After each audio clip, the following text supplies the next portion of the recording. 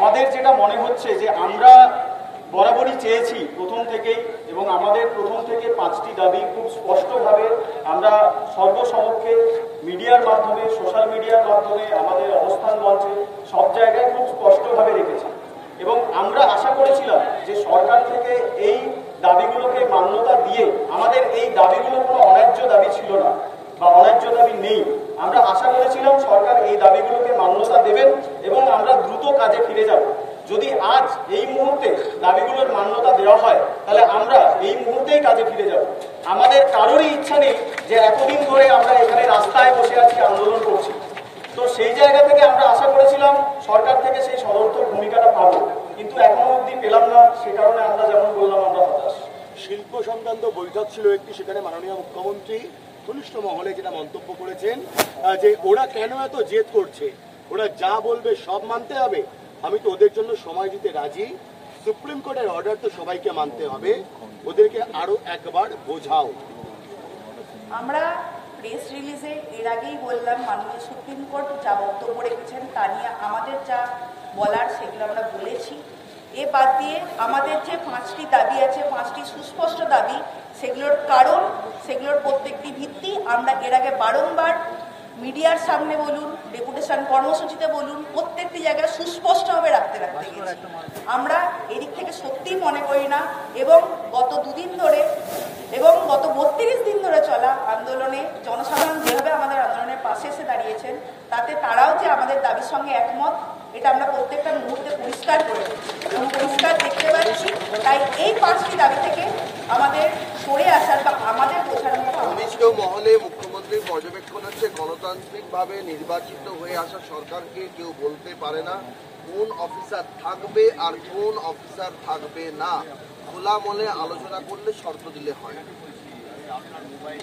আমরা প্রথম দিন থেকেই যে 5টা দাবি নিয়ে আমরা এই আন্দোলনে নেমেছি, আমরা রাজপথে নেমেছি। আমরা প্রথম দিন থেকেই একই জিনিস আমরা বারবার করে বলছি সরকারের কাছে, সিবিআইয়ের কাছে, যে আমাদের এই ন্যায় বিচারের আন্দোলনে এই বিচার পাওয়ার পথে যে সমস্ত জিনিস এবং যে সমস্ত ব্যক্তি বা ব্যক্তিবর্গ অন্তরায় হয়ে দাঁড়িয়েছে, তথ্য প্রমাণ লোপাট এবং মহামান্য সুপ্রিম কোর্টের আদেশ অনুযায়ী পুলিশের ব্যর্থ ভূমিকা জন্য দায়ভার গ্রহণ করে কলকাতা পুলিশ কমিশনারেট, সিপি এবং যে সমস্ত রাজ্যে বিভিন্ন কলেজে চলতে থাকা থ্রেড কালচার এবং তার বিরুদ্ধে এদেরকে প্রশ্রয় দেওয়া এবং বিভিন্নভাবে তথ্য প্রমাণ লোপাটে সাহায্যকারী, প্রত্যক্ষ পরোক্ষভাবে যুক্ত সমস্ত ব্যক্তিকে অপসারণ এবং তাদেরকে বিচার ব্যবস্থার তদন্তের আওতায় আনার দাবি আমাদের ন্যায্য দাবি বলে মনে হয়। আসলে আমাদের এই ন্যায় বিচারের আন্দোলনের পথে যতক্ষণ আমরা এই দাবি পূরণ করতে পারছি, আমাদের মনে হয় এই বিচার আমরা ঠিক পাবো না। এই অবস্থান তা প্রশাসনের কাছে জেদ, তোমরা শব্দবন্ধ ব্যবহার করছো ন্যায্য দাবি, প্রশাসন বলছে জেদ এবং সব মানতে হবে, সব মানতে হবে। আমরা প্রথম থেকেই বলছি যে আমাদের প্রধান দাবি বিচার, এবং সেই বিচার মানে যারা অপরাধটা করেছে সেই অপরাধীদের শাস্তি এবং সেই অপরাধীদের গ্রেপ্তার করে তাদের শাস্তি, এবং যারা সেই তথ্য প্রমাণ লোপাট করেছে এবং অপরাধীদের আড়াল করার চেষ্টা করেছে তাদেরও উপযুক্ত তদন্তের আওতায় এনে তাদের উপযুক্ত শাস্তি প্রদান। এই দাবিটা যদি কারো জেদ মনে হয় তাহলে আমি দুঃখিত, আমার আর কিছু বলার, আমাদের আর কিছু বলার। আর জেদ বলে যদি আমাদের এই জুনিয়র ডাক্তারদের এবং সাধারণ মানুষের এই আন্দোলন এবং এই আন্দোলনগুলোকে দাবিকে ছোট করা হচ্ছে বলে আমরা মনে করি। বলছি, পশ্চিমবঙ্গ পুলিশের ডিজি বলেছে কাজে যোগ দিলে আপনারা দেখতে পারবেন নিরাপত্তার অনেক বন্দোবস্ত করা হয়েছে এবং আপনারা যোগ দিলে তবেই সেইগুলো বুঝতে পারবেন, যখন যোগ দেবেন তখন বুঝতে পারবেন। এর আগেও আমরা একাধিকবার দেখেছি, শুধুমাত্র অভয়ার ঘটনা কোনো বিক্ষিপ্ত ঘটনা নয়। রাজ্যের স্বাস্থ্য পরিষেবা, তার পরিকাঠামোর যে বেহাল দশা, শুধুমাত্র মেডিকেল কলেজ এবং হাসপাতালগুলিতে নয়, প্রত্যেকটি ডিস্ট্রিক্ট লেভেলে বা প্রাইমারি কেয়ার লেভেলে, যেখানে সমস্ত স্বাস্থ্য ব্যবস্থার ঠিকঠাক করে প্রপার কোনো রিক্রুটমেন্ট নেই, কোনো পার্মানেন্ট ঠিকা কর্মী নেই, সমস্ত ঠিকা কর্মীদের নিয়োগটাই হচ্ছে কন্ট্রাকচুয়াল, সেখানে শুধুমাত্র, এবং তার সঙ্গে আমরা গত 32 দিন ধরে দেখতে পাচ্ছি প্রত্যেকটি মেডিকেল কলেজ এবং হাসপাতালে যে থ্রেড কালচারের খবর, যে থ্রেড কালচারের ছবি আমাদের প্রকাশ্যে সামনে এসছে, তা আমাদেরকে কোনোভাবেই যে ডাক্তারি করা বা চিকিৎসা বা হাসপাতাল এরা সুরক্ষিত, তার কোনোরকম কোনো সুস্পষ্ট চিত্র আমাদের সামনে এনে দাঁড় করাচ্ছে না, বরঞ্চ তার ঠিক বিপরীত চিত্রটাই আমাদের সামনে এসে দাঁড় করাচ্ছে। আমরা প্রথম থেকেই আমরা যেটা জানিয়ে আসছি, এই যে নারকীয় ঘটনা ঘটেছে আমাদের বোনের সাথে, তার এই খুন এবং এই ধর্ষণের মোটিভ আমাদের অজানা। তাই যতদিন আমরা এই মোটিভ জানতে পারছি, যেটা সিবিআই ইনভেস্টিগেশনে আওতায় রয়েছে, আমরা ভেবে নিতে পারি যে এই অপরাধীরা আমাদের চারপাশে ঘুরে বেড়াচ্ছে, যেটা সিসিটিভি এবং সিআইএসএফ বা পুলিশ কর্মী দিয়ে যেটা সলিউশন আমরা মনে করি সম্ভব নয়। তাই যতক্ষণ অবধি এই অপরাধীদের আড়াল করা বা এই তথ্য প্রমাণ লোপাটের সঙ্গে যুক্ত সমস্ত প্রত্যক্ষ এবং পরোক্ষভাবে যুক্ত সমস্ত ব্যক্তি বা ব্যক্তিবর্গ অপসারণের দাবি মেনে নেওয়া হচ্ছে, ততক্ষণ অবধি আমরা এই কর্মসূচি সুরক্ষিত মনে করছি না এবং আমরা এই কর্মসূচি চালিয়ে যাব। অর্থাৎ এই রাতভর কর্মসূচি কি চলবে, এটা কি আমরা বলতে পারি? আজ প্রথম রাতভর কর্মসূচিটা কি চলবে?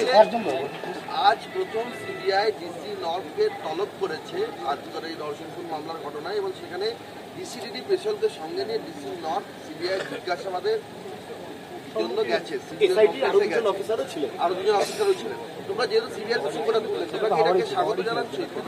আমাদের স্বাগত জানানোর আমাদের 5 দফা, বারবার বলছি আমাদের 5 দফা দাবি খুব সুস্পষ্ট। ডিসি নর্থের প্রসঙ্গ বিভিন্ন সময় এসেছে। ওনার অভয়ায় বাবা মা যখন এসেছিলেন, তারা ওনার সম্পর্কে অভিযোগ করেছেন যে উনি ওনাদেরকে টাকা দিতে চেয়েছিলেন। এরকম একখানা ঘৃণ্য কাজ, একজন মারা যাওয়ার পর তাকে টাকা দিতে চাওয়া, সেটা আমাদের কল্পনাতেও ছিল না। সেই ধরনের অভিযোগ ওনার বিরুদ্ধে আছে। আমরা সিবিআইয়ের তদন্তের দিকে তাকিয়ে আছি। আমরা চাই দ্রুত তদন্ত হোক এবং দ্রুত দোষীদের গ্রেপ্তারি হোক এবং তার সাথে দ্রুত তাদের শাস্তি প্রক্রিয়া শুরু হোক। আজকে দিনের প্রথম স্টেপটা আপনাদের তরফ থেকে ছিল, প্রথম পদক্ষেপটা আপনারা নিয়েছেন ইমেল করে। আগামীকাল কি বা আজকে রাতে কি আবারও প্রথম স্টেপটা আপনাদের তরফ থেকে হবে, যেহেতু আলোচনাটা এক জায়গায় থমকেছে? আমরা আমাদের তরফ থেকে আমরা কি কি দাবি রাখছি, আমাদের 5টা সুস্পষ্ট দাবি, এবং কোন কন্ডিশনে আমরা সেই মিটিংটি অ্যাটেন্ড করতে পারি সেটা নিয়ে আমরা বলেছি। এই কন্ডিশন থেকে আমরা কোনোভাবেই নড়বো না। এই মেল আমরা আমাদের তরফ থেকে পাঠিয়ে দিয়েছি। আমরা অপেক্ষা করছি, দরকার হলে আমরা সারা রাত রাস্তা অপেক্ষা করব, আমাদের সঙ্গে সাধারণ জনগণ অপেক্ষা করবে, কিন্তু আমাদের তরফ থেকে মেলটি চলে গেছে, যার উত্তর আমরা এখনো অবধি পাইনি। আমরা অপেক্ষায় আছি। আপনারা যে প্রথম পদক্ষেপ আরেকটু স্পষ্ট করে দিই, প্রথম পদক্ষেপ মানে এটা নয় যে আমরা আজকে প্রথম মেলটা করেছি। প্রথম পদক্ষেপ আমরা আশা করেছিলাম, আমাদের কাছে একটাই পদক্ষেপ ছিল যে ওই ঘটনাটা ঘটা, প্রথমত এই ঘটনাটা ঘটাই উচিত ছিল, যে সরকারের তরফ থেকে সেইটুকু সুরক্ষা আমরা আশা করেছিলাম। তারপরও সেই ঘটনাটা ঘটেছে এবং ঘটনা ঘটার পরেও আমরা আশা করেছিলাম যে দোষীরা খুব দ্রুত শাস্তি পাবে এবং তদন্ত খুব স্বচ্ছভাবে স্পষ্টভাবে হবে। সেই তদন্ত প্রক্রিয়া আমরা দেখেছি, স্পষ্টতা সেখানে ছিল না, স্বচ্ছতা সেখানে ছিল না। যারা দোষী, যারা এই অপরাধ করেছে এবং অপরাধ লুকানোর চেষ্টা করেছে, তাদের গ্রেপ্তারিও এখনো অবধি হচ্ছে না। তাদের শাস্তি প্রক্রিয়া, বিচার প্রক্রিয়া এখনো অবধি সেই দ্রুততার সাথে আমরা দেখতে পাচ্ছি না। সুতরাং প্রথম পদক্ষেপ হিসাবে এই মেলটা নয়, প্রথম পদক্ষেপ হিসাবে আমরা সরকারের থেকেই সমস্ত পদক্ষেপ চেয়েছিলাম যে সরকার এই পদক্ষেপটা করুন। এবং এই যে আলোচনার কথা, খোলা মনে আলোচনা, আমাদের এই 32 দিন অভয়ার মৃত্যু, আমাদের সহকর্মীর মৃত্যু, তারপর আমরা এইভাবে এই খোলা আকাশে বসে আছি, আন্দোলন করছি, অবস্থান করছি, মিছিল করছি, এটা জানি না আমাদের কারোরই মনের অবস্থা ভালো নেই। তার মধ্যে থেকেও আমরা চেয়েছি যে ওই খোলা মনে আলোচনা এবং সেটা সবার সামনে হোক, তবেই তো সেটা খোলা মন, সেটা কোনো বদ্ধ জায়গার আলোচনা নয়, কোনো ক্লোজ ডোর মিটিং নয়, সবার মধ্যে মিডিয়ার সামনে সেই আলোচনা হোক। আমরা এই খোলা মনে আলোচনাটাই আমরা প্রার্থনা করেছি এবং 30 জন আমাদের যত মেডিকেল কলেজ আছে সমস্ত মেডিকেল কলেজের প্রতিনিধি নিয়ে সেইটুকু আলোচনাই আমরা প্রার্থনা করেছি এবং সেই আলোচনাটুকু প্রার্থনা বা সেই আলোচনাটুকু শোনার মতো অবস্থায় এতদিন পরে সরকারকে আসতে হলো এবং সেটা নিয়েও একটা দর কষাকষি চলছে, সেটা নিয়েও উল্টো দিকে শর্ত দেওয়া হচ্ছে 10 থেকে 12 জন আসুক, সেখানে মুখ্যমন্ত্রী থাকবেন কিনা আমরা চাইছি আমাদের রাজ্যের অভিভাবক হিসাবে, আমাদের সবার অভিভাবক হিসাবে তার সাথে আলোচনা করতে, তিনি থাকবেন কিনা তার নিশ্চয়তা নেই এবং তার সাথে আমাদের সমস্ত প্রতিনিধিকে যতজন আমরা চাইছি সেটা যেতে দেওয়া হবে কিনা তার নিশ্চয়তা নেই। এটা মানে জেদ আমরা করছি, এরপরেও এটা বলতে হবে যে জেদটা আমরা করছি এই 30 দিন পরেও, আন্দোলনের পরেও। আবার কি কোনো বার্তা এবং যাবে আমরা আপনাদের এটা তরফ জানাতে থেকে? চাই যে মাননীয় মুখ্যমন্ত্রীর কাছে আমাদের আবেদন, যেটা কোনো জেদ নয়, এই ন্যায্য অধিকার, এই ন্যায্য অধিকারের দাবি আমাদের সমস্ত জুনিয়র ডাক্তার, সমাজের সমস্ত শুভবুদ্ধি সম্পন্ন নাগরিক সমাজের একটা অধিকার, এটা কোনো জেদ নয়। গতকাল দুপুর থেকে যে মেল আপনারা করেছেন সেটা নিয়ে একটা প্রশ্ন উঠেছে যে গতকাল তো তারা আপনাদের একটা মেল পাঠিয়েছিল, বিভিন্ন কথা বলে আপনারা জাননি, আপনারা ভোর 3:45 মেল করেছেন। সিএম এর অফিস কি ওই সময় কি খোলা থাকে? ওই সময় কি খোলা? প্রথমত জানিয়ে দিতে চাই যে প্রথম যে মেলটা ওনারা করেছিলেন 3:23 গতকাল সন্ধ্যেবেলা যে মেলটি ওনারা করেছিলেন তার 1 ঘন্টার মধ্যেই আমরা কিন্তু তার একটা প্রাথমিক আমরা রিপ্লাই কিন্তু আমরা তাদের দিয়েছিলাম 3:45 মেলের আগে। গতকাল দুপুর থেকে আপনারা অবস্থান করছেন, করে যে আমাদের সদিচ্ছা ছিল। এই অবস্থান বিক্ষোভ আরো কতক্ষণ চলবে বা লাগাতার চলবে কিনা, পরবর্তী কর্মসূচি কি? এই মুহূর্তে দাঁড়িয়ে প্রশাসনের তরফ থেকে কোনো সদর্থক ভূমিকা আমরা দেখতে পাচ্ছি না। আমরা চাইছি খোলা মনে সমস্ত জনতার সামনে ওপেন লাইভ টেলিকাস্টে আমাদের সমস্ত মেডিকেল কলেজের অ্যাডিকুয়েট রিপ্রেজেন্টেটিভ 30 জন প্রতিনিধিকে নিয়ে মুখ্যমন্ত্রীর সঙ্গে একটি আলোচনায় যেতে। আমরা চাইছি রাজ্যের অভিভাবক হিসেবে তিনি আসুন। এই এত হাজার হাজার মানুষ রাস্তায় নামছে, আমরা আমাদের বোনের বিচার চাইতে রাস্তায় বসে আছি রাতের পর রাত। এত মানুষ রোদে পুড়ে জলে ভিজে এখানে বসে আছেন, আমরা চাইছি তিনি আসুন। মুখ্যমন্ত্রীকে এখানে চাইছেন কোনো আপনারা? সদর্থক ভূমিকা আমরা পাচ্ছি না। আমরা অবশ্যই আমরা আশা করে আছি কোনো সদর্থক ভূমিকা। মুখ্যমন্ত্রী কি এখানে আসুক আপনারা চাইছেন? আমরা চাইছি মুখ্যমন্ত্রীর সাথে একটি সদর্থক আলোচনা। সেক্ষেত্রে সেই আলোচনা স্থল স্বাস্থ্য ভবন হতে পারে, নবান্ন হতে পারে, সেটা বিষয় নয়। বিষয় হচ্ছে যে আলোচনাটা হোক, সেই আলোচনাটা মিডিয়ার সামনে হোক, যাতে যে প্রতিনিধি দল তারা যে শুধুমাত্র ডাক্তারদের প্রতিনিধি হিসাবে যাচ্ছে তা নয়, তারা আজ এই মুহূর্তে সমস্ত মানব সমাজের প্রতিনিধি। সেক্ষেত্রে সেই আলোচনাটা যদি এই রাজ্যের প্রধান কার্যালয়ে নবান্নে হয় তাতে আমাদের বিন্দুমাত্র আপত্তি নেই, কিন্তু এই প্রতিনিধি দলকে যেতে দিতে হবে এবং সেটা এই মিডিয়ার কাছে সেই পুরো আলোচনাটা হতে হবে।